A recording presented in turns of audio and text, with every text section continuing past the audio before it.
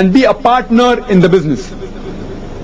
And lastly, the power is not concentrated in the hands of a few individuals, because here the profit and loss is shared by the businessman, by the banker, as well as the depositor.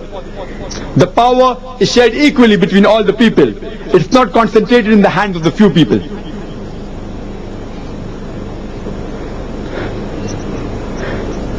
The great philosopher Aristotle, he has given a beautiful definition of interest. And Aristotle defines interest as an earning based on the use of money and not on labor.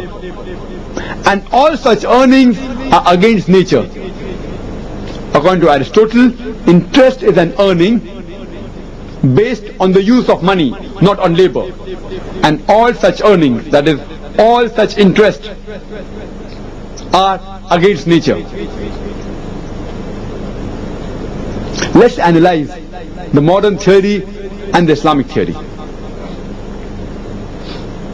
There are mainly four factors that are involved in production.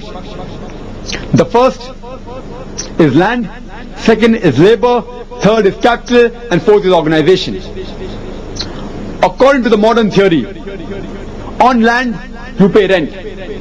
In the Islamic theory you do the same. On land you pay rent. In the second factor of production, that is labor, in the modern theory you pay wages. In the Islamic theory also you pay wages. It's the same. In the third factor of production, that is capital, in the modern theory you pay interest. In the Islamic theory there is profit and loss sharing. And in the fourth factor of production, that is organization, in the modern theory there is profit and loss sharing. In the Islamic theory there is profit and loss sharing. So the major difference in the four factors of production is the third factor, that is capital. The modern theory says that on the capital you have to charge a fixed interest. The Islamic theory says that on the capital there is profit and loss sharing, because Islam does not differentiate between the capital and the organization, because the money that is lent by the bank, the money actually does not belong to the bank. It belongs to the depositors. So depositors are part of organization. Therefore, the money that is given, borrowed from the bank, the money which is deposited in the bank, this money, this capital should be included in the organization. That is the reason capital and organization in the Islamic theory, they are clubbed together. And it is based on profit and loss sharing.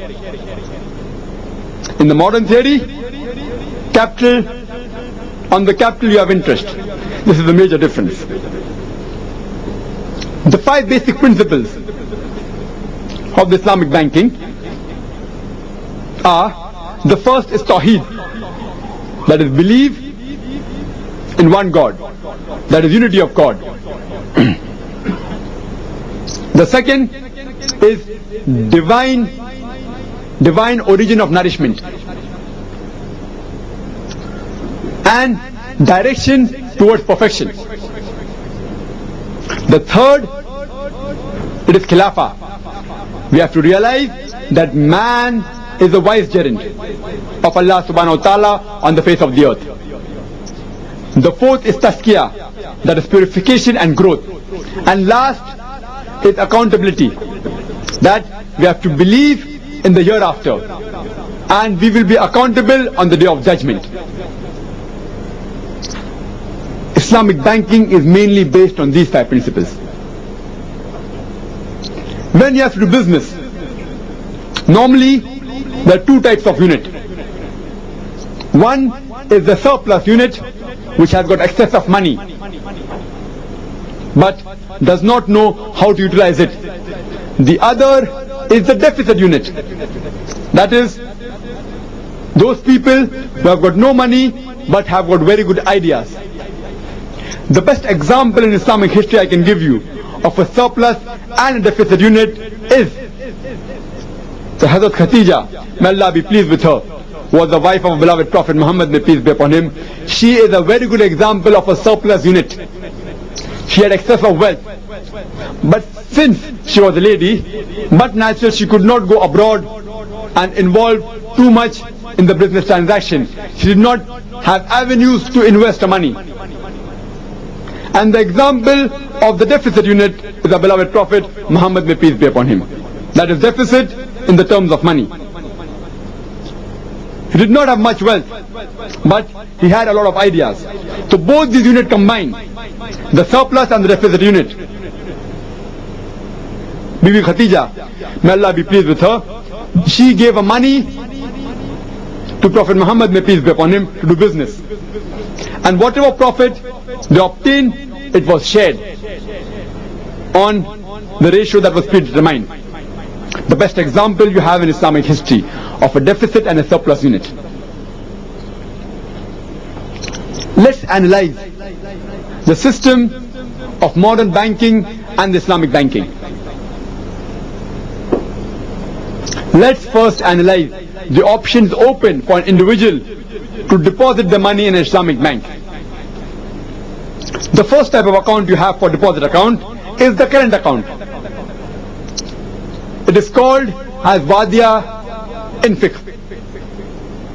That you deposit your money in the Islamic bank, in the current account. That money which the Islamic bank takes, it utilizes that money with your permission. You give permission to the bank to utilize that money. But if the bank goes in loss, the loss is not shared by the depositor. If the bank goes in profit, neither is the profit shared by the depositor.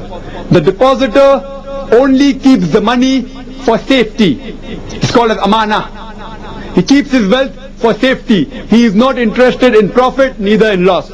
He keeps his money for safety. And Islamic Sharia gives the permission that you are allowed to keep your money as amanat with anyone and you can utilize it. At the same time, the Islamic bank gives you a check and a slip book. But naturally, with the checkbook, you can withdraw money whenever you want, and with the slip book, you can put in money whenever you want, similar to the modern bank. Coming to the second type of deposit account, it is a savings account. In the savings account, here also, the depositor is mainly interested in the safety of his money. He is not interested in profit and loss. And whatever profit the bank obtains from that money, the depositor does not mind accepting a part of it. The Sharia says, whatever profit you obtain from a business, you have a right to give a part of it as gift, a part of it as gift to anyone. It's called a sadaqah. You can give a sadaqah. So here you deposit your money in the Islamic bank, and whatever profit the bank makes, the bank gives you a portion of the profit. But you cannot demand a fixed amount of profit. It's not allowed in Islam. Whatever the bank gives, you have to accept it. And the remaining profit, it's considered as you have given it back to the bank. You have a right to give back your profit to whoever you wish, according to Islamic Sharia. So these two accounts, the current account and the savings account, the depositors are mainly interested in the safety of the money. They aren't interested